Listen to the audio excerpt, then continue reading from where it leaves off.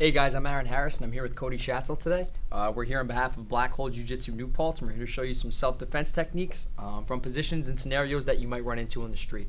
Okay, the first one, I'm facing my opponent or attacker and he's getting ready to throw a big haymaker-like punch. Okay, the first thing I want to do is lower my level and protect my face. Okay, always want to protect your chin first and foremost. So my hands come up and I'm in my stance. Okay, from this position, as he's coming forward ready to throw, I bring my forehead to his chest and I secure his biceps. Okay, I cut the distance in half. As a grappler, I always want to be as close as possible to my opponent. Okay, my right hand's going to come down, swim under, and I'm going to swim this hand over my body and come to his back. Okay, from this position, guys, I'm staying tight to his hips and I want to make a T with our feet. His feet are perpendicular to mine. Okay, now from this position, I'm going to take my back foot and bring it in front and get ready for my hip toss. Once I bring my opponent over, I'm going to control the sleeve and step my outside leg over the head for the armbar. I put both hands on the wrist, I elevate my hips and pinch my knees. The next scenario we're going to cover is if a larger opponent has taken me to the ground and he secured me on my back. Okay. In most martial arts, this would be a horrible position to be, but in jiu-jitsu, we actually enjoy fighting off our back. So what I want to do from this position is break his posture down.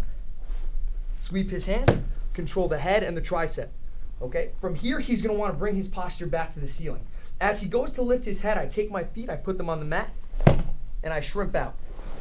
From this position, I sweep his hips and come up to mount. Okay?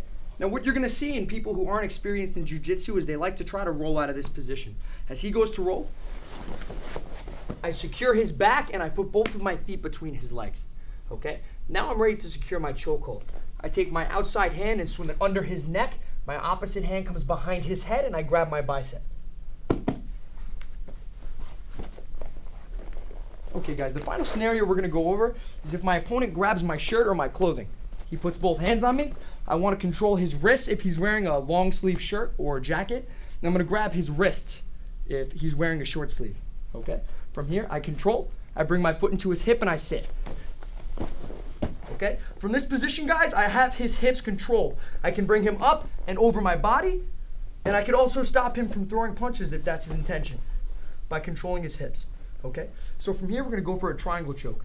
I bring my foot inside, kick up over his head, and I lock my feet. I bring his arm up and over, lower his hips, control my shin, and lock the choke. Both hands on the head and squeeze.